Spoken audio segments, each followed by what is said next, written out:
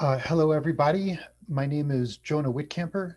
This is a weekly call dedicated to advancing forest-friendly economic development across the Amazon region. We were launched as part of the UN 75 Global Governance Forum.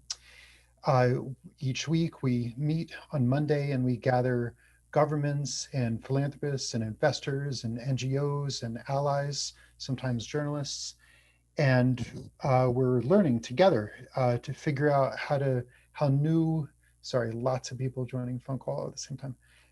Lots of people trying to learn how to advance conservation in sustainable ways, sustainable conservation. So this week we are focusing on US politics, the uh, election and the arrival of a new presidential administration. What does this mean for the Amazon? Not just for Brazil, but also the other 8 Amazon countries. And so this week, we have 4 distinguished panelists: Daniel Nepstad from the Earth Innovation Institute, Meg Symington from, still lots of people joining, Meg Symington from the World Wildlife Fund, Alexandre Alves from USAID, and Andrew Miller from Amazon Watch. So to hop into it, I have asked each panelist to prepare remarks in response to the question, how could the arrival of a new presidential administration in the United States impact the Amazon? And to start us off, Andrew Miller, I'd like you to uh, share us your presentation. Great, thank you so much. It's certainly an honor and a privilege to be participating in this space and among a series of other experts on the topic. I guess, there's a lot to potentially cover, and I very much look forward to hearing from our other colleagues. I was asked to address the congressional side of things. But I would just say that Amazon Watch is working with a number of other organizations, some of whom are represented on this call. Like I see Sarah from Amazon Aid and other colleagues, John Quigley from Artists for Amazonia, among others that we're consulting with, to launch what we're calling an Amazon Action Plan for the incoming Biden administration. We're planning to launch that on Thursday, which is International Human Rights Day. And we chose that in part because we really wanted to highlight the human rights implications and the importance of centering human rights protections for any sort of a strategy to protect the Amazon and address climate issues. The Biden administration is coming in talking about, and we very much hope to see a whole government approach to dealing with climate change. And whereas protection of the Amazon is something that's one important component to trying to address the climate crisis that humanity is facing, we would love to also see a whole government approach to dealing with the Amazon and different kinds of measures that can be taken. In this action plan, we have a lot of different areas that we're talking about, and so some of them include, like I mentioned, this whole question about human rights protection, and we would love to see more private and public action on the part of the U.S. government and different components of the U.S. government towards dealing with threatened human rights defenders, Amazon defenders like indigenous forest guardians, Afro leaders, land activists, both in terms of specific cases of threatened activists, and there are many, unfortunately, but then also speaking out in terms of broader support for civil society, and because we're seeing cases like in Brazil, where there's, the space for civil society activism there are active efforts to sort of close that down. So we'd love to see the US government more active in, sort of working against that. In addition to that, there are many other different areas. Oversight and regulation of US-based investors like BlackRock that have huge investments in, agro business companies, oil companies, and others that are operating in the Amazon. We'd like to see increased activism on the part of the US government to oversee and call for greater transparency. Other areas include full implementation of USAID's new pro-Indigenous peoples policy. We'd love to see the US government leveraging procurement policy to, essentially to leverage the $500 billion in spending that they do every year to to make sure that they're not contributing directly to, deforestation products, implementation of the Lacey Act. And then also on the sort of personnel as policy front, we would love to see any new ambassadors to Amazonian countries being people who are committed to protection of the Amazon, environment and climate. There are many, many areas, and we could, talk more at length, but I wasn't given a lot of time. So I would just want to say that we are in the process, and again, we'll be circulating that as of Thursday for people to see in more detail. So hopefully, through you, Jonah, perhaps you could circulate that to people on this list. Obviously, in terms of the role of Congress, Congress is crucial in terms of hopefully enabling, encouraging an ambitious climate agenda. But also Congress is important in terms of holding the administration accountable. And I think that's a really important piece given all of the competing agendas and different interests at play. And there's certainly a lot of commentary about how progressive forces kind of, in past Democratic administrations were not as aggressive as they could have been or should have been in terms of holding those administrations accountable on any number of different issues. So that's something that hopefully social movements will not make a similar mistake with the Biden administration. Of course, in terms of the Congress, there's still certain important things that are up in the air. Of course, the Senate runoff elections in Georgia happening in a little under a month will be very important in terms of determining whether or not the Senate is able to actually do very much. Obviously there's nightmare scenarios in which McConnell, staying on as the Speaker of the Senate is able to, majority leader in the Senate is able to basically, stop almost any initiatives on the part of the Biden administration. So we'll see what happens there. And on the House side, we're still waiting to see how things shake down in terms of different kinds of committee assignments and subcommittee assignments. And that will give us a little better sense, thinking kind of about the advocacy plans that we're devising about who we need to be talking to about what issues. In terms of congressional action, there's a lot of different things, a lot of different components. Legislation is obviously very important, and obviously looking at the appropriations process, since theoretically it's the Congress that holds the purse strings. And so Congress can be active in terms of insisting on more funds for certain kinds of activities or limiting funds to other activities that are problematic for whatever reason. And we're, as Amazon Watch, we're hopeful about the fact, for example, in the House, it looks like Barbara Lee, who's actually the representative of the district in which Amazon Watch is based, it looks like she's going to be the chair of the subcommittee on appropriations in the House that looks at international issues. So there's a number of interesting opportunities in that front. Obviously oversight is a very important role for Congress to be playing, and we are going to be encouraging Congress to be paying attention to what's happening. Person-to-person connections, I think, is very important. And that's something that obviously in the COVID circumstances, it's much harder to do, but we're really hoping to catalyze a lot more direct interaction between local activists from the Amazon and members of Congress, as we've done, supporting relationships like Joênia Wapichana from Brazil, connecting with Representative Deb Haaland. And we had other activists here from the Peruvian Amazon last year who met with members of Congress, et cetera. Those kinds of person-to-person connections are going to continue to be very important. And one last point I would make, I think Jonah is trying to move me on since we have other speakers. The role that members of Congress can play in terms of communications. And obviously statements that they're making publicly, press work that they're doing.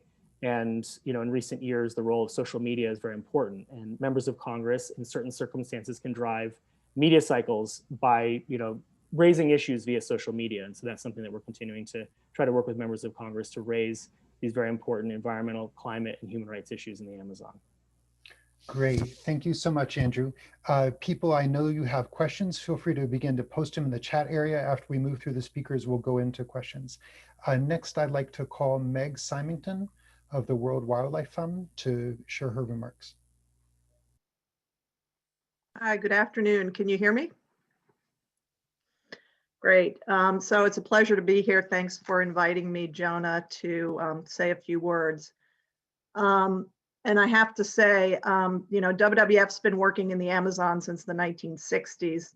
And I personally have been working in the Amazon since 1982, a long time ago. And I think that this next 4 years is an absolutely critical time for the Amazon. And so I'm very pleased that the incoming Biden administration has already signaled that the Amazon is important to them. And the naming of John Kerry as a presidential envoy for climate change with a cabinet level position is very impressive, and I think bodes well for as Andrew said, the whole of government approach to integrating climate change. As you all know, the Amazon is hugely important for climate change, but it's also important for conservation of biodiversity and cultural diversity. And I'm hoping that the new administration will also be able to elevate the nature and biodiversity crisis to the same level of attention that the climate crisis is receiving. They're inextricably interwoven, and in the Amazon, we really see how that comes together. So we need to think about the Amazon holistically. You know, it's not just carbon stocks. It's trees and plants and people and incredible importance for the world. But we need to look at it in the sense of, you know, economic development is key. We need to recognize the aspirations of the countries and the people that live in the Amazon. They need water, they need sanitation, they need communication and broadband, they need education and health. So what can the US do? I think Jonah asked me to focus particularly on the role of multilaterals, and I think there's a good opening for multilateral organizations to help in the Amazon, especially with the recent Leticia Pact, which was signed by 7 leaders in the Amazon. That opened the door, especially to the Inter-American Development Bank, to develop a fund for bioeconomy in the Amazon. And I think that there's a lot of potential there. The GEF, the Global Environment Facility, is also another multilateral agency that has a good opportunity to impact the Amazon in a positive way. They have a hundreds of $million program now. I think it's going to be in 5 countries of the Amazon under the GEF7. It started out just being in Colombia and Brazil and Peru, called the Amazon Sustainable Landscapes Program. And that is very much a holistic way of looking at the Amazon in terms of integrating conservation with productive landscapes. Another big opportunity, I think, in the multilateral world that the new administration will have is Brazil and other countries in the Amazon are very interested in becoming part of the OECD. And as part of that OECD accession process, the US can leverage improvements in governance, I think, for the Amazon. In particular, referencing what Andrew talked about in terms of the encroachments on civil society that have been taking place in some countries, strengthening protected areas and indigenous lands and the rule of law is also hugely important. And I think I'm going to leave it there. I want to leave time for the other panelists as well. It's great to be here and see so many colleagues and former colleagues and Amazon experts online. So. Great, thanks so much, Meg. Next, I'd like to ask Dan Nebstad from the Earth Innovation Institute to take the floor. Dan. Thank you, Jonah, for the invitation, and great to see the other panelists. Yeah, I think one of the big opportunities we have with the Biden administration coming in is around the area of trade. And 2021 should be when the EU establishes its imported deforestation policy. The UK is probably going to do it before then. There's a chance that China will take a position on embedded deforestation in its commodity imports.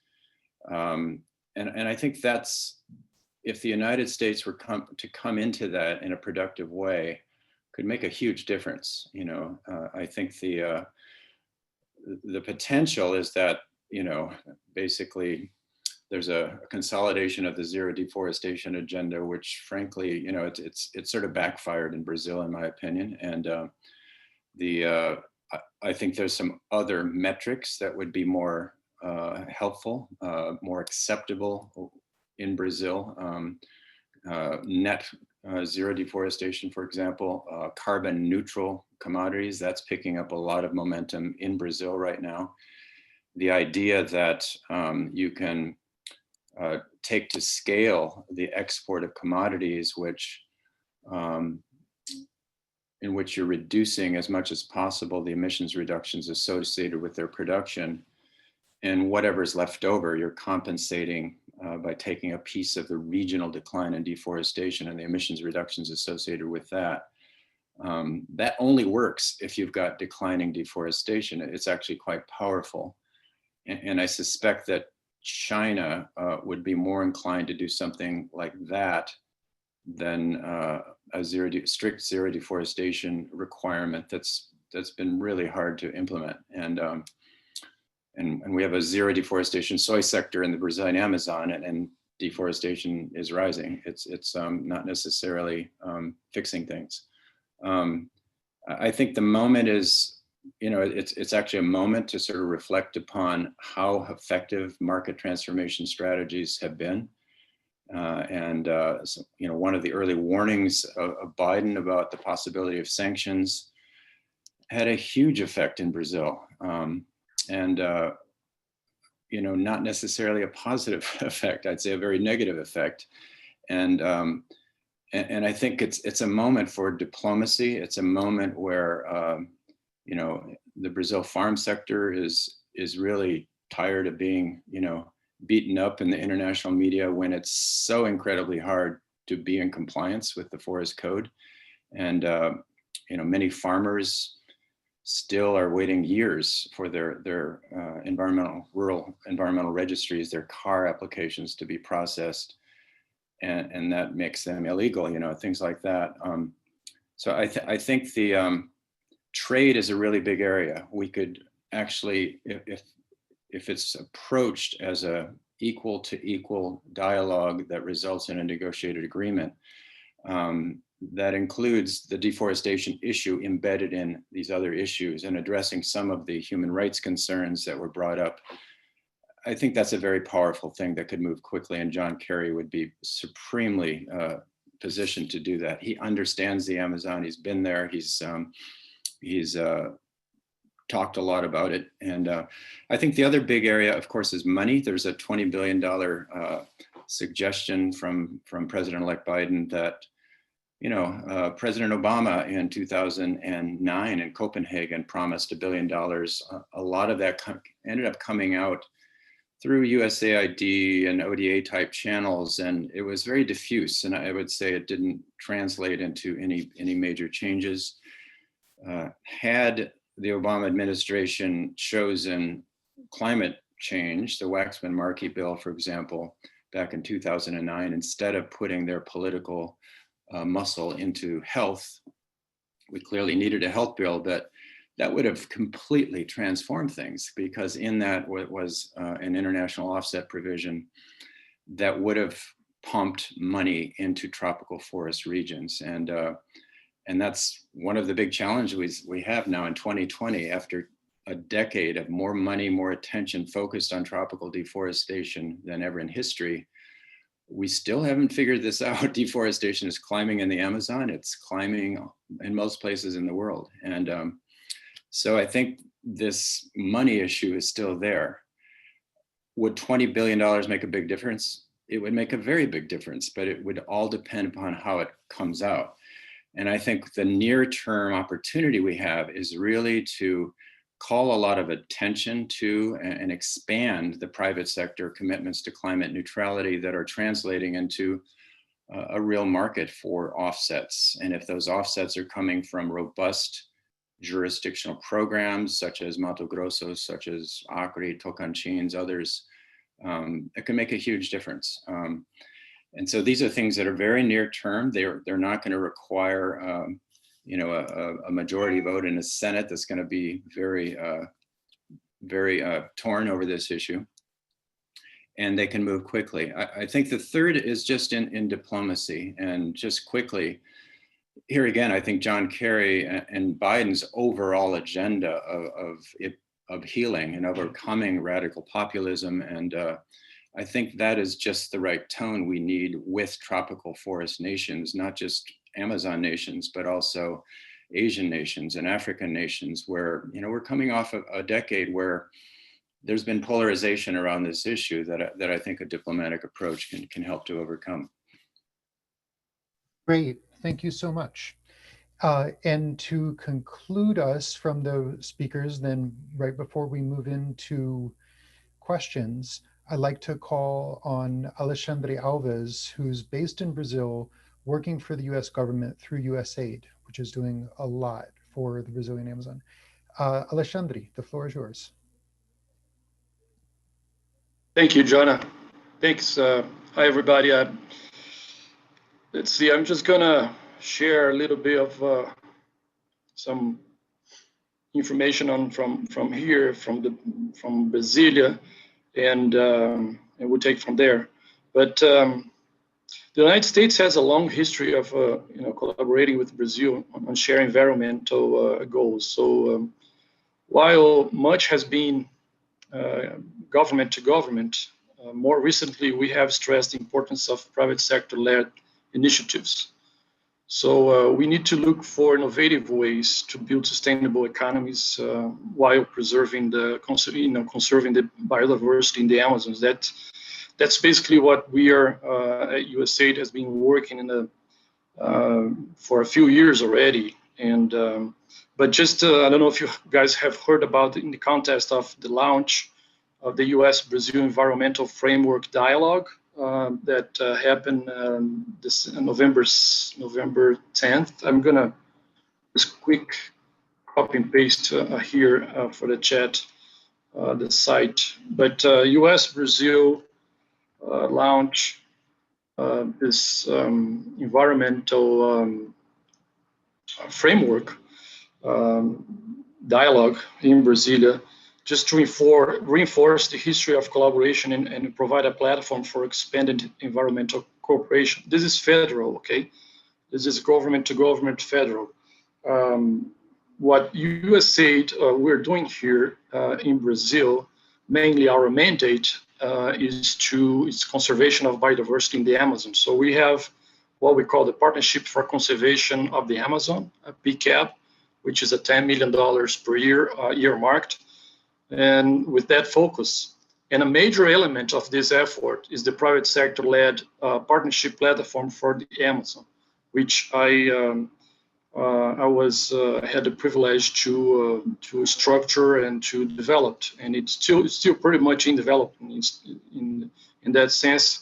But now it involves more than 40 partners, local organizations and private sectors partners, companies, which we're seeking to innovate, the approach to grow sustainable economies in the Amazon. The four main targets of this of the PPA is accelerating startups. We are trying to improve local value chains. It's one of the working groups there at the PPA. We're also supporting technical research in bioeconomy and also improving territorial governance. The PPA is a way that we found out to go and talk to the private sector and listen and learn from them. They very welcome that kind of approach, and we were able to launch the PPA in December 2017. So the PPA it's a way that we're looking at in a innovative form to learn what are the major challenges for the people that lives in the Amazon. USAID also has provided funds, $15 million initial investment for the Althelia Biodiversity Fund. We also are working on that. So the plan there is to raise $100 million in total for the next 10 years. But I think we are, for now, it's too early to speculate on policy specifics at this time. The new administration is coming in, But what we can say is that the support for the environmental conservation and the partnership, we're going to be working to strengthening the relationship between the U.S. and Brazil, and together we're going to address the shared global challenges like climate change, and that will remain constant between the two governments. From my own experience working in the Amazon with governments, local governments, I think something that's going to be really interesting to see, if possible, it would be a different approach where the coming administration may be able to work more closely with the state governments. As you all know, the Amazon, there are 9 Brazilian states in the legal Amazon. And each state has its own history, has its own way of living. And it would be interesting if a new approach, innovative way of thinking between the U.S. and Brazil can develop that side. I was sharing this with my colleagues today at the embassy in conversations that we're talking about with partners, and it's for several years, for decades, and that needs to continue to be the relationship between the two federal governments. Yes, we have to continue to do that very strongly, and that's very important. But also, talking to local state governments would be really important for, I think, for this coming 4 years.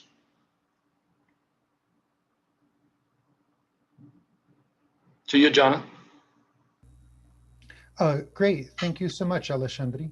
I have, you accidentally pasted the link about the environment dialogue to me, which I've repasted to everybody else.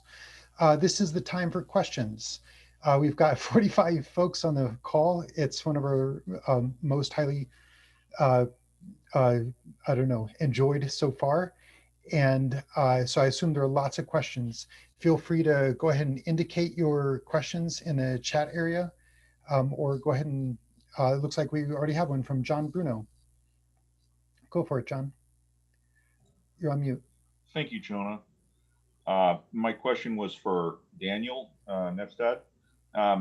First of all, just as an aside, I agree that the threat of sanctions was at best ham-handed, and it's the best to work side by side rather than talking down.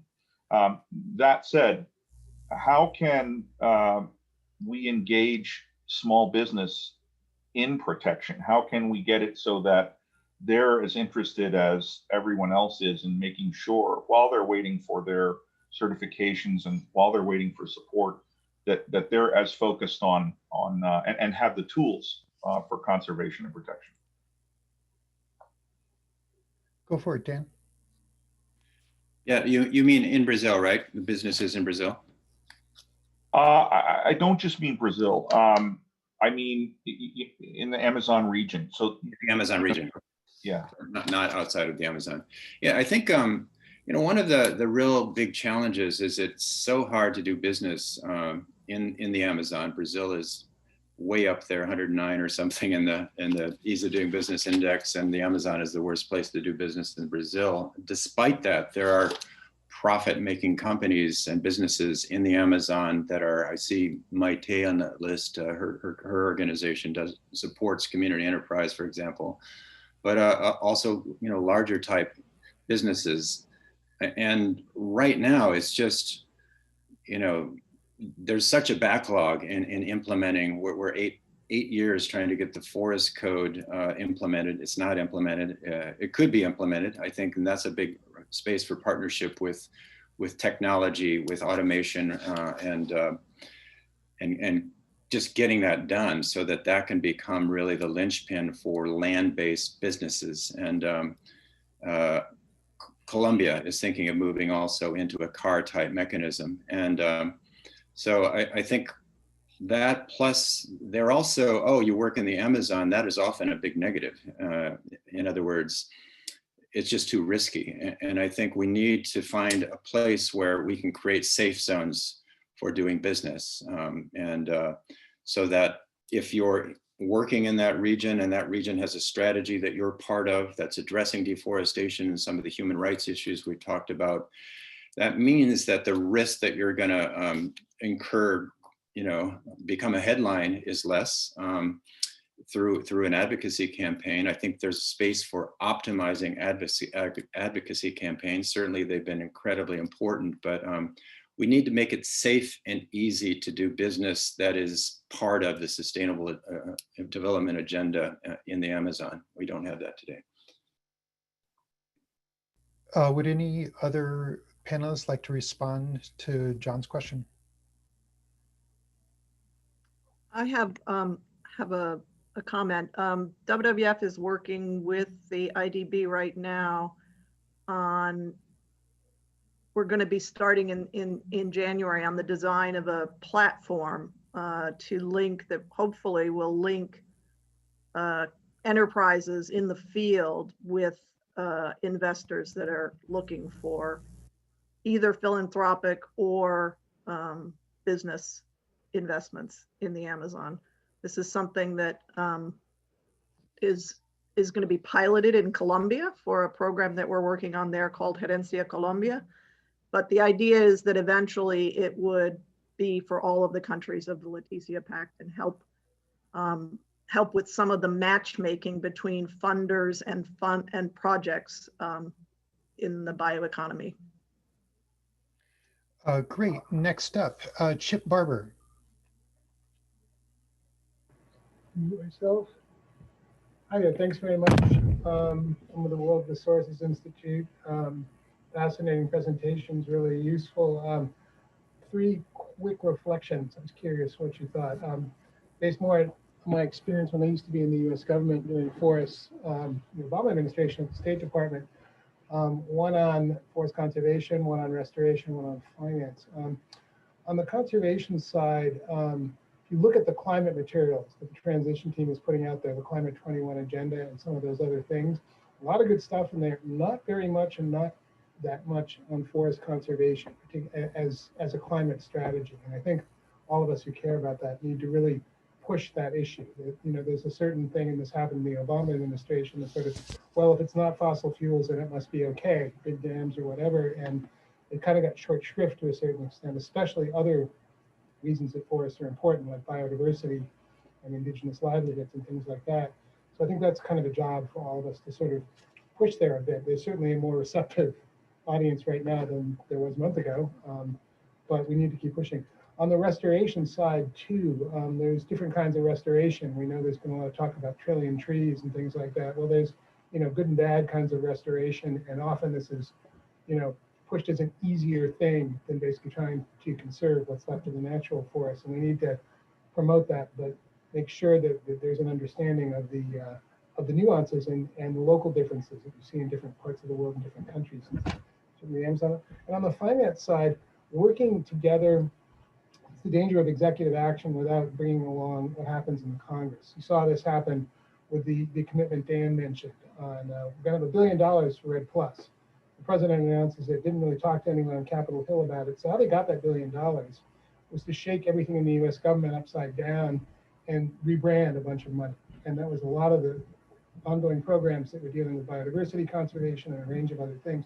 It was very, very dramatically disruptive for a number of years. So there's a lot you can do with executive action only, but it really needs to be balanced. And I was glad to hear about Berlin and things like that, that there's appropriations being made at the same time political commitments are being made. And I really worry about that $20 billion in that context. So just those 3 reflections. I'm interested in what any of you have to say. Am I worrying too much, or need to think about? Great questions. Any panelists, please?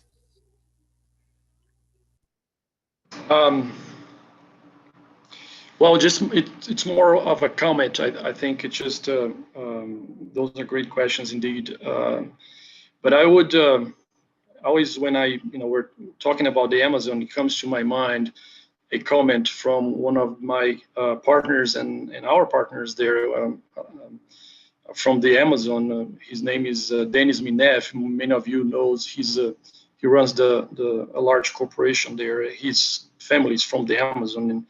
But one day I was sitting and chatting with him, and he was a former Secretary of State there in the Amazon state, and he said, Alex, I really appreciate what you guys do in USAID. I know USAID for a long time, and now you guys doing something really different here, innovative, which I really support, investing in entrepreneurships and new ideas. But all the money that's coming here for years and years, we welcome that. We're not going to say no to the money from Japan or from Norway, from Germany, and neither from the Americans. But more than money, what we need is people. I was really intrigued, and I usually share this with my colleagues whenever I am, because he made a good point. As we all know, a lot of money in funds and a lot of initiatives, financial, innovative initiatives are being developed as we speak. And when you go down there, as we all have been there, you wonder, is it really a matter of money? What we found out when we established the acceleration program in Manaus, after research, is that most of these startups, most of the kids and the youth and that wants to make a living and save the Amazon, they don't need a lot of money. Our ticket is 200, 400,000 reais per businesses that we are investing, and we have a partner here. Maite is from Connectus. Connectus is our partner co-investing in a startup there. I'm just sharing with the group those thoughts in terms of the amount of money that's being raised, or we're thinking about even USAID. I mean, we're in a fund of trying to raise $100 million fund, which is awesome. But also there is another side on this, which is the society and the reality there of those small businesses as well. Just to share. Any other panelists? Yeah, I mean, just to state the obvious, I mean, as I mentioned before, what happens in the Senate with these runoff elections is going to determine a lot. And even, of course, if the Democrats win those two runoff elections in Georgia, they'll still only have a 50, it'll be 50-50. And then of course the vice president will be the tie-breaking vote, assuming all the Democrats are on board with, whatever the vote happens to be.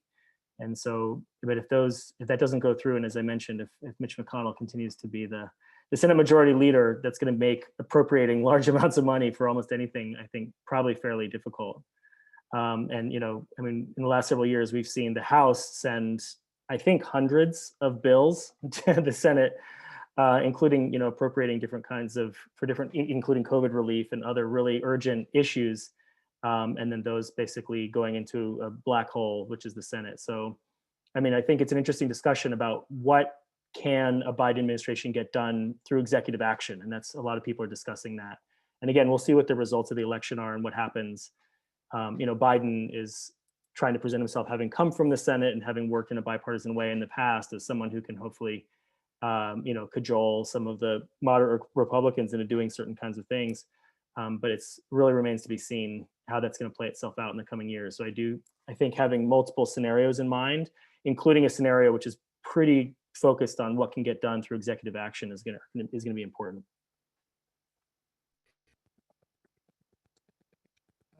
We should move on. So next, I'd like to hear from Richard Lackey, followed by Daniel Brindis. Richard, go ahead. Hi, thank you for having me. I know a couple of folks on here, but not too terribly many. But I work with the World Food Bank, and we are a benevolently directed for-profit model, but we build integrated agricultural solutions around the globe, and that's my primary work. My secondary is I also do serve as an advisor to USAID on the board of BIFAD. So for those who are not familiar with that, that's the Board for International Food and Agricultural Development. So it's the policy and strategy advisory for USAID. So I'm active with that. And of course, there's a lot going on because of the Feed the Future model is actually expiring in 2021. And so we're looking at the next really 10-year plan and what that will look like. We do know that The nutrition, food security, and other things are a core component of that. And so it ties directly into obviously agriculture and everything that's related to agriculture. So that's kind of the perspective that I come from. I would say that while everyone is, there's a lot of discussion about policy and what have you, what we have noticed over the past 10 years in our work in Africa, predominantly Southeast Asia, and I've worked fairly extensively in Latin America, primarily in Central and a fair amount in South Africa or South America over the past 25 years. And having lived in some of those countries, there is kind of a trickle down component. If we're able to solve the challenges and problems and create incentives for small businesses that can then be sticky for those smaller farmers, it seems to help. But I'm always interested to know what solutions have worked that we could replicate. And one of the interesting things that I'll share, just as kind of the takeaway for what we found, is AID gives away an award. They give 2 awards each year, one for innovation and one for development, or innovation and development, and one for research. And a couple of years ago, I had the benefit of seeing a group out of Kenya that had a media company. And this was for those of you from the States who are familiar with the home makeover shows, like now there's an entire network, HGTV, that features people coming in and taking homes and making them over. They created a model of that using farms, so farm makeover shows. And a small farm in Kenya is called a Shamba, and they call it Shamba Shape Up. And then they have a competition show to see who can make the most money on their farm, and so on and so forth. And Shamba Shape Up actually is the #1 daytime show in Kenya, with about 9 million viewers just in Kenya, about 3 million in Tanzania. Very, very popular show. But what was interesting was that the research showed that the impact of going to a small farm and showing best practices and showing how to use methodologies where cutting down trees wasn't necessary, agriculture, doing other models for farming to rebuild soils, rebuild water systems, and what have you, was actually just as impactful. Just as many people, literally 36% of those in a statistically significant study, which was the same as we spent millions of dollars on a 5,200 acre farm to train 4,500 people per year or per season how to rebuild soils and how to build integrated tree systems and multi-story canopies and so on and so forth. And we literally had just a little bit more than that in percentage wise change their practices and adopt better practices from watching the TV show. So one of the things when we're talking about how to reach people, and of course in the Amazon basin where you have a very low percentage in many instances of people with television, radio and other methodologies are now starting to expand, and the ability to take those kinds of technologies and to reach out into the nether regions is coming to pass, and on a cost basis, just so that you can see the potential value. And I speak at the UN each year, and we always hear the same challenge. For example, in the 52 target countries where agriculture makes up more than 50% of the populations involved in agriculture as a primary income stream, they need about $1 to $1.2 trillion per year to make up the gap in efficiencies that they lose from their farming methodologies and what have you. It's massive, and that's not going to be done by governments alone. So policy is not going to solve that, quite frankly. It's got to be systematic. There's got to be ecosystems put into place that partner with public and private and governance and all of those things together. And that's I know as they'd say, preaching to the choir, because it's tough when one group has things moving, but it's impeded by others. But what I'd leave you with is that in this case, where we featured those things on television and reached out with rural networks where we had mobile towers and what have you to reach the most rural folks with SMS messaging, with radio and what have you. The average cost was about 70 cents to give the people the education that they needed. And this is for just looking at the people who changed their practices, who rebuilt their soils, who went from casting seed to planting properly, who rebuilt water systems and so on and so forth. About 70 cents just if you take all of the cost and split it across those who adopted practices that move them from the edge of poverty to the edge of middle income. So, so I think there's some opportunities to get mass scale, because we're talking about two big challenges, and the Amazon is reaching a lot of people over a large space. And so I would just say there's some innovative ideas out there that we potentially could build on, but I would love to hear more from you guys on potential solutions that we could build into that or put onto that platform. Thanks. Richard, thank you so much. In the interest of time, before bringing in the panelists to respond, I'd just like to invite Daniel to ask his questions, so the panelists can respond to both questions simultaneously. Daniel. Thank you so much. And for me, I mean, I'm from Greenpeace US. I work very closely with the team in Brazil, and it's you know, as much as folks know us for you know, playing the note of markets campaigns and the commodities and how commodities are produced, it's really interesting for me to just understand like what's happening with the rest of the orchestra and on the different actors and networks of folks who are working on the Amazon. And I think the thing that's really sticking out for me is just, you know, when I see the way that the understanding that Biden has demonstrated when he's talked about this proposal, it very seems grounded in like a past Brazil or a different Brazil than I see what's happening today. It's either you know, not being self-aware of interventionism, or it could be you know, being very quick to take out the stick. And I think that, you know, I'm not here to advise him on the tone that he should take with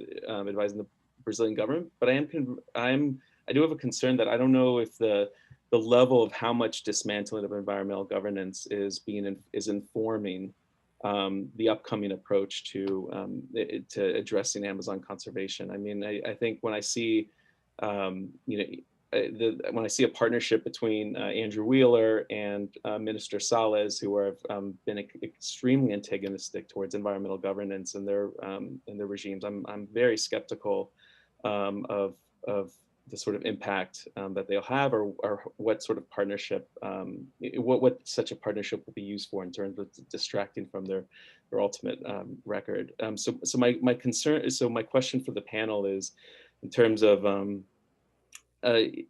is like what is the best way that Biden, you know, what is, in your opinion, where you sit, like how should the U.S. be addressing such a regressive antagonistic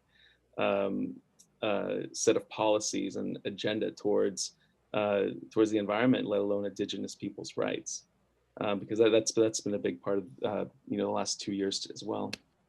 Great, thank you so much.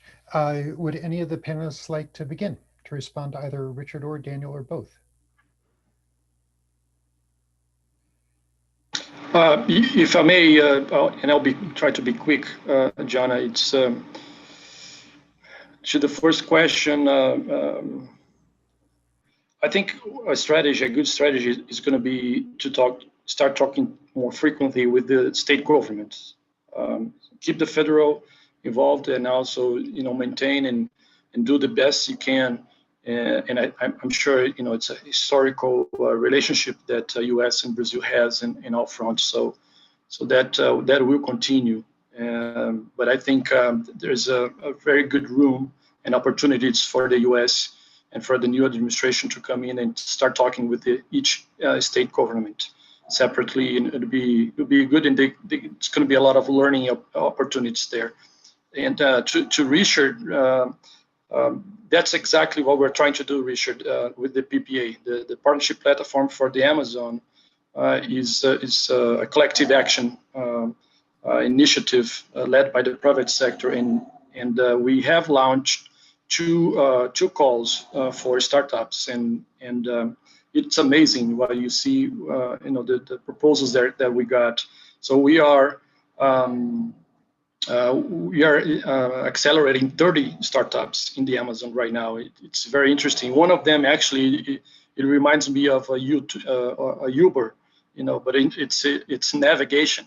It's a text navigation company, just like in the same model of a Uber, but it's in the Amazon. So that's what we're trying to do. We're trying to find out and innovative ideas and invest in them for the sustainable development there and open up opportunities for economic development. Thanks. Over. Yeah, I would just add on to that. I think as we move into the next decade, I think the real need is to focus on the positive, the things that are happening in the Amazon, recognizing those, calling those out, learning the lessons, and maybe this picks up on some of Richard Lackey's comments of just drawing on the most powerful dimensions of human nature, which are innovation and collaboration. And I just feel like Biden, with who he is, his task in the United States, and his desire to take that into the international realm, he's got the team to do that too. That is to set a new narrative around the Amazon that is much less about pointing fingers and pointing out how awful things are, and really saying there's actually a lot of good things. And I'm very glad that Alexandre called out the state governments, because there's 9 Brazilian states, and every one of them is in some way moving forward with a forest-friendly development. There's 6 new Peruvian development. I think Colleen is on the line from the Governor's Climate and Forest Task Force, but we've just been helping 5 of the 6 Peruvian Amazon governments developing their forest-friendly development strategies, and those are embedded in a coalition for sustainable production that has almost 60 companies, federations, governments on board, NGOs. Caquetá, Putumayo in Colombia, also some really cool stuff with how groups of producers are starting to get the processing facilities they need to enter into international markets with their cocoa products. And so my general message is, let's hope the Biden administration can really help set a new narrative around the Amazon. Great, Daniel. Meg and Andrew, if you guys want to speak, then after you, Maite. So I just wanted to, in response to Daniel's question, posit the opportunity for the Biden administration specifically to collaborate with the Amazon countries on science and technology. Obviously, President-elect Biden is someone who believes in the power of science. This is great. There's really strong, the scientific community in Brazil especially is quite strong. And so I see lots of opportunities there, and that will help us to get to the scaling, to the innovation through science and technology. I think that's a big opportunity. Andrew? Yeah, I mean, just when we're thinking about it, what levels to engage or which actors to engage with. And obviously we've talked a lot about, federal to federal engagement and with states and companies. And, a lot of our focus at Amazon Watch and of course Greenpeace and other NGOs is civil society and how to really expand the voice of civil society actors. And so that's something that's certainly the lens that we'll be viewing what's going on. And as I mentioned before, as much as those actors can be brought to the fore and those voices can be directly engaging with different folks in the administration and Congress. And, folks have talked about John Kerry. I mean, I think one of the interesting things is that John Kerry actually, while the presidential debates were going on in late October, John Kerry was introducing Alessandra Munduruku as the recipient of the Robert F. Kennedy Human Rights Award. And he had some really extraordinary things to say and really drawing the connections between climate and the Amazon and the importance of local actors like indigenous peoples. So that's, certainly we would like to see how is the Biden administration and US Congress and other actors, how are they also interacting with and supporting and lifting up the voice of civil society actors and local communities? Because those are folks who obviously have been very marginalized in many cases and continue to be in many ways, and are at the, kind of in the line of fire, as it were, in many cases. And so, that's, as I mentioned before, we definitely want to see more action to help support those folks in the spaces in which they're operating. Thank you, Maite.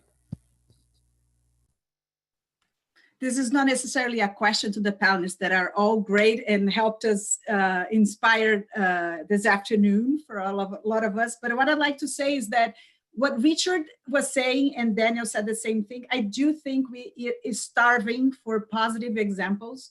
we in Connexus have seen so many of them on the field and are really trying to work with someone on a TV show to actually start showing them.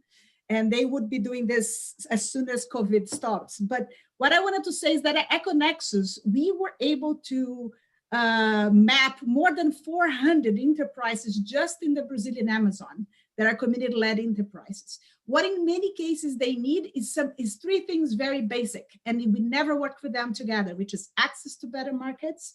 They need to improve their business plans because a lot of them were created as associations and then suddenly they decide to do income generation, which is a whole nother deal.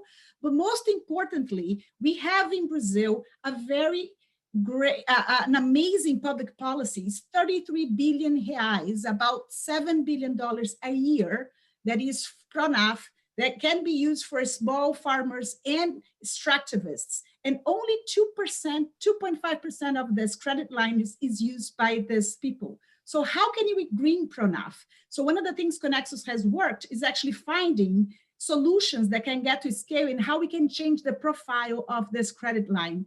So we believe, like PPA, that there's no organization that can do this alone, and we need to work with networks of several different organizations. And I'd love to expand this conversation with Richard.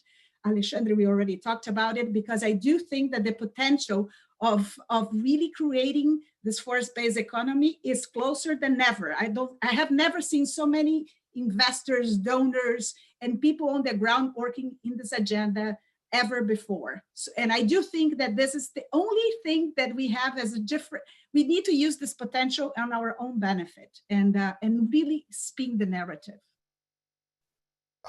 Great. I'd like to invite closing remarks from the panelists. Keep it brief. At the top of the hour, we'll move into water cooler time. The room will stay open, but it's agendaless. Any panelists first? I'll give a quick note. Just as an example of what everyone here has kind of hinted at, one of the largest tree planting organizations in the world, Eden Project, is doing 20 million plus trees planted per month in many countries. And one of their models is that 15% of those trees, so 85% are primarily mangrove and other things, rebuilding soils, rebuilding water structure. But the other 15% are forestry for food and forestry for funding. And so fruits, nuts, trees, whatever, you're able to actually have people build entire structures for revenue, go into villages and produce incomes for tons of people. If you can aggregate the processing and the other parties together, you have groups that are literally building that infrastructure for free. We just need more of that. Thank you, Richard. I'm going to go ahead and call in the panelists. Daniel. Thanks for organizing this great discussion, John. It's very timely, and I love the alignment around this central goal of building a new narrative, which is all about investment, technology exchange, partnership, collaboration. Recognize the subnational governments that tend to get forgotten. A lot of turmoil in national government in Peru, but the regional governments are there and they're continuing the work. And I think things are shaping up for some big changes, positive changes. Great. Meg. So yeah, thanks for inviting me again, Jonah. I have to hop off actually at 4 due to another commitment, but I think this has been a really interesting discussion and look forward to connecting with others offline. Andrew. Sure, yeah, thanks again. Great to hear from everybody else and to learn from the other speakers. And just to reiterate that on Thursday, we'll be launching this Amazon action plan, and like I said, we can send it to you, Jonah. Maybe you can circulate to the other groups, and we look forward to feedback from people. It's definitely going to be kind of an evolving document that we're going to start to interact with different members of the agency review teams and other people in the incoming administration. But it's going to be an ongoing process into the early next year, and we're going to see what kinds of hopefully actions can be taken in the early part of the administration towards in favor of the Amazon. Great, Andrew, please share the link of whether that will appear in the chat if you can. And then Alex. Thank you, Jonah. Thank you, everybody. It's been really great opportunity for discussions and to learn. And a final point is that as a Brazilian, I feel comfortable to talk to my colleagues in the Amazon, the government, state government, and universities and companies, private sector. And I've been talking to them and trying to inspire them to look to the north, meaning what is in the north of the Amazon? It is the United States. So if you many of us know that it's a flight from Manaus to Miami is quicker. I mean, it's shorter. You arrive faster than you take a Manaus São Paulo flight. And the people in the Amazon and all the governments are trying to look always to the south, which is fine. Looking to the federal government, looking to other states and in Brazil. But there is a need, and there is a lot of opportunities in the north, outside of the Amazon, a lot of solutions, a lot of innovations. So, and the response has been really positive. That's the good news. So thank you, Jonathan, and we'll continue to do the good work. Thank you very much. Great. Thank you so much to the panelists. Thank you so much, everybody, for joining us. Now is unstructured time, and the chat room will stay open and the recording will continue if anybody just wants to have an open conversation.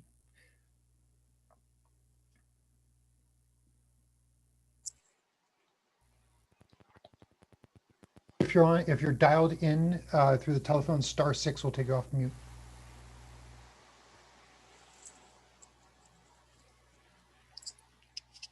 I just wanted, yeah, Jonah, maybe I'll just jump in. That was really fascinating. Thank you for organizing it. I would just say that the whole idea of helping support emerging economies in the Amazon, beyond just Brazil, all the Amazon countries, through financial incentives, through advanced economies supporting emerging economies with financial incentives. I think one of the emerging areas is around debt forgiveness. And as we see in Ecuador and Colombia, debt is now between 50 to 60% of the GDP, and growing because of COVID, economic contraction. And so one of the things we're working on also is just sort of bringing this issue of using debt relief, debt forgiveness, not just deferral, but debt forgiveness tied to climate and forest and biodiversity protection as a policy instrument that is not currently thought of. Right now, debt forgiveness is only for poverty alleviation, and none of the Amazon countries are qualifying for those kinds of HIPC or programs for the 76 poorest nations. But there is a real kind of emerging thought around how we tie debt forgiveness to commitments and targets around forest conservation for middle income countries, with the implicit understanding that, yeah, they're not qualifying for debt relief because they're required to mortgage the rainforest to pay for to service the debt. Anyway, I just want to put it out there that that's also emerging.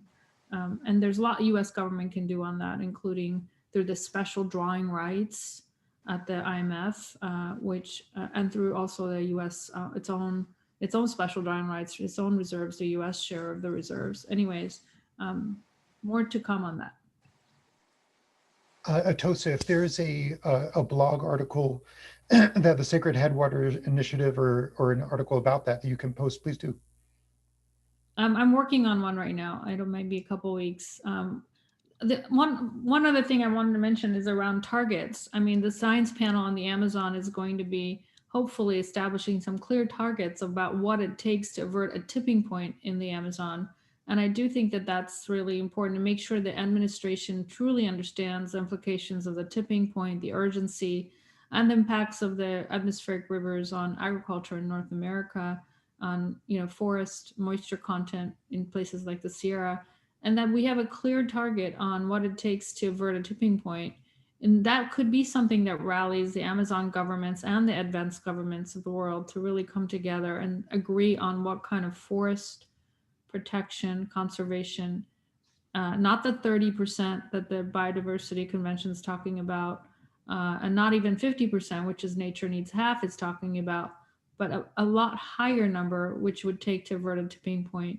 of ecological collapse. And with a target, with a vision, with a target, I think we can do a lot to mobilize global action. I don't think we've ever had a target like that in the Amazon basin beyond Brazil for protection and restoration of a percentage of forest cover. Anyway, those are just some thoughts I had before I have to jump on another call. Thank you. Great, thanks. Any others?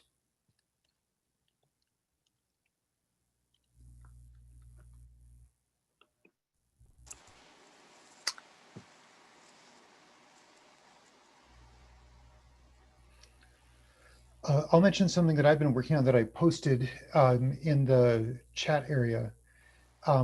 We had a phone call a few weeks ago about agroforestry and an agroforestry bond.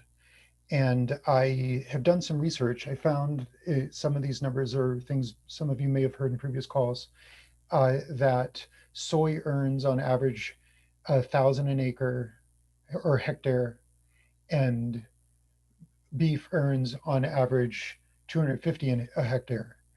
And most Amazon agroforestry products earn a lot more than that. Or could earn a lot more than that. There are limiting steps like access to market and inconsistent production and delayed profitability, all of which seem like problems that can be solved. Anyway, I think this is relevant to the question of American foreign policy because of the not only debt relief, but because of the loan guarantees that the Development Finance Corporation, a new impact investing instrument of the U.S. government, the loan guarantees they can make. They can make loan guarantees up to $60 billion per year. So the opportunity to design new agroforestry bonds could spell what I've calculated to be a $150 billion opportunity in new profit for the Amazon region.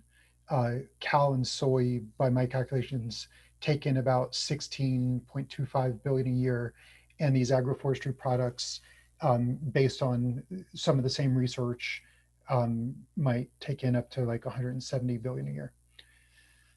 So I'm sure this research has been done before, and I'm just missing something. But if I'm not, it's a very big opportunity. That's interesting, Jonah. I'll just throw in there that, you know, the issues around sustainable land use, who owns that land, and what, you know, the kinds of land and land that's available for those kinds of activities is also relevant in that conversation. And I had just posted something in the chat about, you know, I'm, you know, as well, Cadasta, as you know, focuses on land rights. And I'm really interested in how that piece is being kind of brought into some of these policy discussions at the, you know, in Congress, and some of the folks that are doing a lot of advocacy around this with the new administration.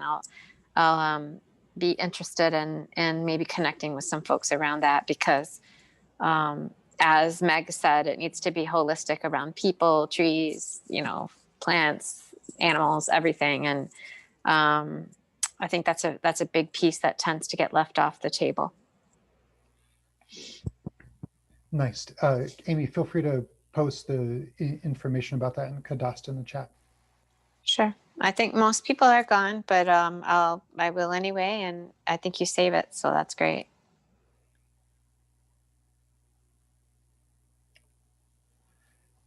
Hey, John Quigley, would you like to introduce yourself and share about your work?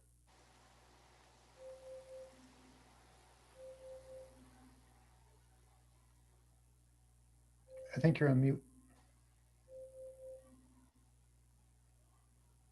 Hello, everyone. Hi, yeah, my name's John Quigley. I work with Artists for Amazonia. We've been incubated by Amazon Watch and working in close partnership also with Amazon Aid over the last year, just leveraging the power of influencers from the entertainment industry on behalf of the Amazon and what's going on. So we're here to help amplify narratives. And also one of the things that has been occurring is through our relationships with high-level influencers. They have relationships with political allies and contacts within the administration, and also oftentimes with people in corporations who are relevant to this conversation. So we have a founding circle of almost 100 people, professionals, some of them well-known actors and actresses, others producers, directors, writers, various publicists, that sort of thing. And then we have a series of working groups that focused on different areas, including a political working group that's been working with Andrew as part of the process of helping to create a platform. It's kind of a vision document, like an overview of an approach for the US government, and then also this action step agenda that would be more specific tasks in support of that platform in the first 100 days, first 6 months of the administration, that sort of thing. So I'm just here listening today, learning the different nodes of the overall movement. Our ultimate goal is to support the unification of a more potent Amazon preservation movement, and so we're here in support. Hey, John, can you post your email in the chat? Sure. Thanks. And I have another question for you, John. Do you have a expected date, or does Amazon Watch have an expected date when this recommendations for the first 6 months of the new administration might come out? I think Andrew would be better to answer that. I mean, we're in the thick of it now, and we've got the platform basically done, and the actual action steps, it's being chiseled down to. Andrew, do you want to speak to that? I mentioned on Thursdays when our our hope for launching some version of it. It's as I mentioned, it's an evolving item, and there was this Amazon Rainforest Climate Platform that was devised and came out, and we're in the process. Actually, Sarah and Atosa, who are on this call, who are supposed to be sort of refining that document, and then we're plugging in a number of the specifics. And it's we're kind of wrestling with this tension between presenting something that's digestible to the layperson versus our list of wonky suggestions that we would present to, the State Department agency review team, because some of it's very detailed in terms of, very specific recommendations that we're making about different actions that the executive could be taking. So anyway, so that's kind of the tension that's going on. So yeah, we're gonna launch something on Thursday, and then we'll continue to update that as we get different kinds of feedback. Yeah, and I'd like to just add to that quickly. I mean, the dream of dreams is that this kind of comprehensive approach can gather support from a lot of other organizations who may touch on the Amazon, but it's not their focal point necessarily. So that as we're playing the inside game, so to speak, through our contacts into the administration, we're building this sort of massive support externally, and through a wave of different social media pushes, they're hearing about it from people that they know have big audiences, that sort of thing. So it's an attempt at a comprehensive approach, which of course is always complicated, but so we're trying to keep it as simple as possible, at least initially. And we're just, as I said, we're here to amplify, maybe facilitate in certain cases, but you guys are all the experts on the issue, and we're just here to help make it happen. I have one recommendation, Andrew, about too little information or too much information. You can, the web's so dynamic, you can do both. And I recommend ultimately to release the one with more information publicly, because it's not just the State Department that'll consume that information, but many other Amazon experts and a lot of countries from overseas that look to the United States for foreign policy recommendations. Andrew, I really like the kind of rights-based approach that you all are taking, focusing on Human Rights Day and rolling that out. CADASA, the organization that I work for, is definitely focused on like land and resource rights. And so we talk a lot about, the investments and forest-friendly investments and all of the vehicles and all the technical stuff. But the rights-based piece, I think, is really important, and I like that. I mean, unfortunately, Atosa's not still on the call, but of course, Atosa founded Amazon Watch, and so it's really, her approach. And of course, many other organizations have similar approaches to that. Our friends at the Rainforest Foundations and Forest Peoples Program, and Daniel at Greenpeace and others. So we're just kind of part of a broader movement of organizations that are really thinking in those terms. I mean, it's. I mean, obviously, the planet is going to be okay ultimately, right?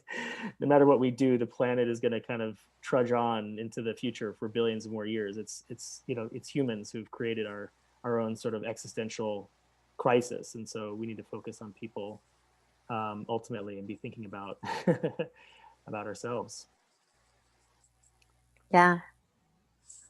I'll read up more on you. Are you guys mostly primarily advocacy based, or do you also have programming?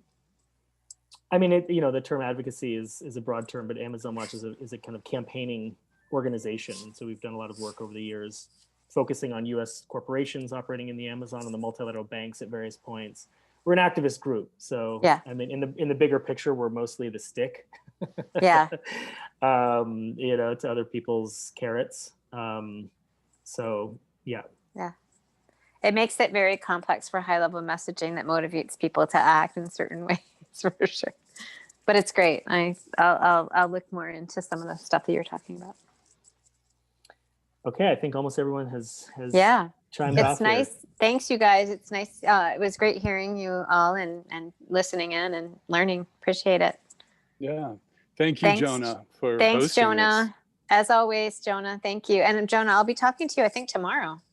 Yeah. I think we have a call with you. Okay. Take care. Bye. Take care, everyone. Thanks so much. Okay. Thanks. Great to meet you, John. You too, Jonah. Take care. You too. Bye-bye.